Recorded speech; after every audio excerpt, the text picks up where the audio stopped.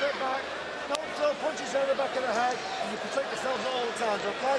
Touch them up, good lads. Good luck. Yeah, for sure.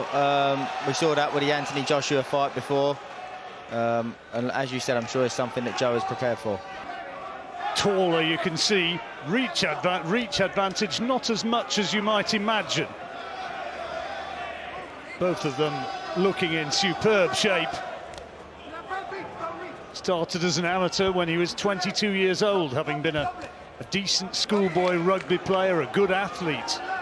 And certainly Takam has been around the block an awful lot longer. Joe's not the quickest, but he's very unpredictable with his rhythm. Sometimes when Joe leads with a jab, that back foot can lift up as he steps in with a jab. It's something, as we said before, having a height disadvantage can be an advantage, and you saw that there. Ironically, it was that punch which finished him off against Derek Chisora. Bringing the head over. Takam loves a counter left hook. Derek Chisora read that, showed him downstairs. Joyce, as we know, though, has such a good engine. He will keep coming, and that left-hand lead is real quality. That he would be a handful for anybody, and they mean by that anybody. He certainly will be, and that down the stretch will definitely be a factor for Takam.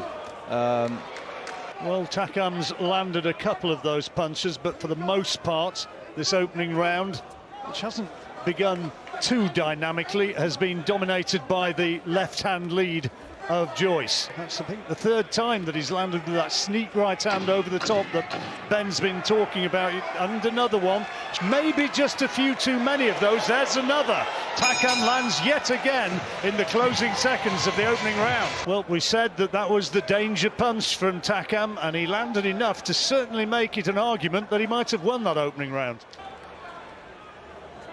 Joyce will want to try and establish a dominance. He has got that phenomenal chin, though, but he doesn't want to be displaying it too much.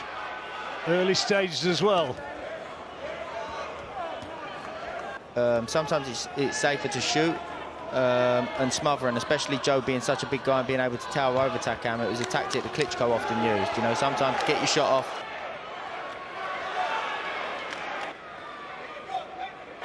Better timing then for Joe, better timing. Left hand from Takam to the body, looked as though it was a little bit low to me. And another one. It's under the watchful eye of referee Steve Gray, though, who was happy that there was nothing wrong with it.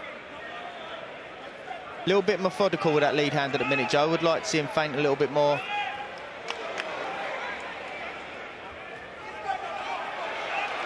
Working away behind that jab, as he did so effectively in his last fight.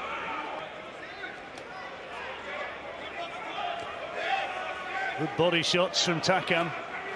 That right hand again over the top, and I tell you what, his corner are getting excited about this. They feel he's made a really good start to this fight. Joe Joyce only too happy, though, to go toe-to-toe. You know, a few are getting through, but there's a few that Joe's blocking there and they're screaming for as well.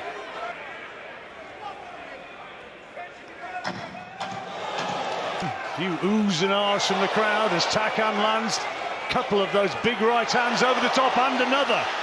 Joyce having to walk through some real heavy shots, as we are doing, but some of these big shots from Takam are really landing and thudding home, and there's another sizable argument there that Takam did enough to win the round. Yeah, certainly there's a shout for that. I do think that he will struggle to keep this pace. He's putting a lot of effort into these shots.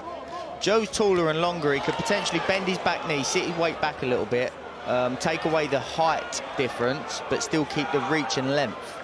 Rather than standing up tall, allowing Takam to take his head low and bowl him over the top, bit like that. Going to finish him and win more effectively than Anthony Joshua did, and that he's therefore ready to step up that level. Is that a point? A fantastic body shot there from Joe Joyce. There certainly is that. If that is the case, you'd have to ask Joe Joyce. And Joyce is trying to walk him down, showing that notorious resilience that he has. A few feints in between. He's going to keep Takam reactive, defensive, gonna throw his timing off. Having to punch down Joyce. But yeah, and funny you mentioned that, John, 'cause he's just switched it up there. He's started to lift his jab up from his hip. to get underneath it and throw over the top. Oh, just missed with that big right hand there. Already starting to develop into a very, very interesting contest indeed. Joyce trying to show his strength and just walk through Takam.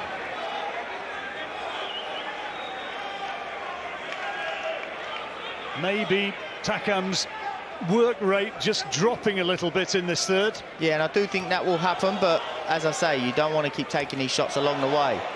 Something that worked massively for Joyce, started pinning him while he's bending down there. That's better from Joyce. In seconds of the third, Joyce has had more success in this third round. Oh, fantastic shot there from Joyce. Takam takes it, but Joyce landed the most telling shot of the round in those closing seconds. Then I wasn't quite sure what he said there. Well, three. Pausing the action, and now we are underway. Potential turning moment at the end of that last round there, and it's important Joe keeps momentum, doesn't allow Takam. That attack in the last 20 seconds from Joyce, you know, I mean, I didn't think there was a lot in it in the rest of the round, but I think that was the most telling moment, and for that reason, you know, maybe he won that round. Yeah, it's a potential fight turning moment, because I do think Takam started. Whoa! Well, Takam would beg to differ. Yeah, I do think Takam's very inefficient when he attacks. We saw that with Chisora. He is dangerous when he's attacking, but as I say, inefficient. And that could potentially have been a turning moment for Joe. Joe's just allowing him room to get underneath him there. Giant heavyweights, of course.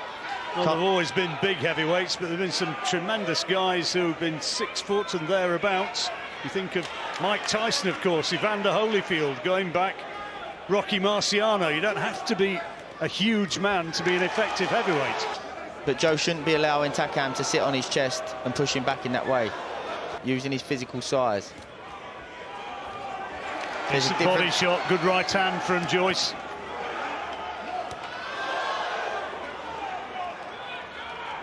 Well, he was quoted by the bookies as something like 9-1 on.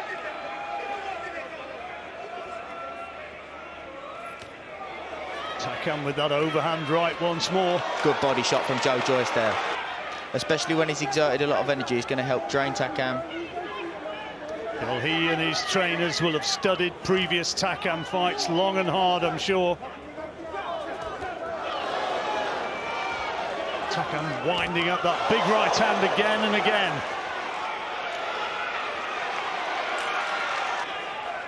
You can see why he's been such a crowd pleaser over the years, Takam. He really comes with a will to win. Good round. And Joyce has made a good adjustment, started going to the body. In boxing talk, they call it started stealing air from Takam by going to the body. But Joe does need a little change of height. He can't keep standing tall and allowing Takam to get underneath and throw him over the top. Whether or not Takam's going to be able to sustain this, he's invested an awful lot into the early stages of this fight. He has, but he'll still be dangerous. He's a big, strong guy, experienced, tough, durable guy. Joyce with that long and successful amateur career. So unlucky not to have taken the gold medal in Rio. Takam just taking a little bit of a breather maybe, but there's a big swinging left hand.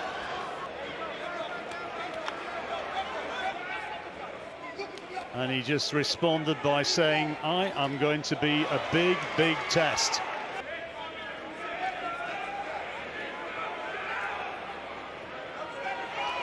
Joyce just keeps coming as ever. But as we said, Takam will still be dangerous, as you can see there. Yeah, it's coming from way back though, and it's now looking more like single shots from Takam. Yeah, the investment in the bodywork in the fourth round's definitely started to pay its toll here. But Joe has gone away from it slightly and come over the top. Bit like that. That's why it needs to be unpredictable. He can probe. He can. If you look at Vladimir Klitschko, the jab doesn't always come from a traditional textbook position. He's got less to travel, less time for the opponent to see it. Good uppercut there from Joe. Takam's legs looking very, very heavy now. Yeah, closing seconds of the fifth, and this has probably been, well, maybe the most emphatic round in Joe Joyce's favour so far.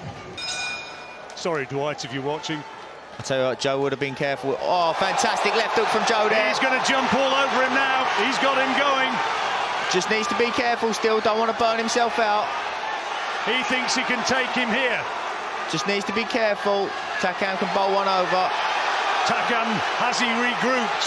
Joyce is gambling a bit here. He doesn't need to. He doesn't need to. He doesn't need to take silly gambles and silly risks. That's better. That's better. A little bit of room to pick his shots.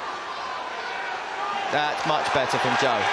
Joyce trying to put his punches together now, trying to pick his punches, and Takam's taking a lot. Referee should Is be he having a about look to here. go? Is he ready to go? Referee Downstairs Steve Gray. as well. Referee Steve Gray watching on very, very closely, and it's all over.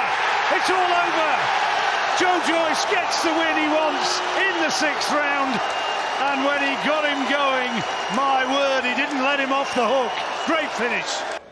Ladies and gentlemen, here is the official time. 49 seconds of round number 6. Our referee in charge, Steve Gray, stops the contest. Therefore, your winner, and still WBO International, WBC Silver, and Commonwealth Heavyweight Champion, Joe the Juggernaut Joyce.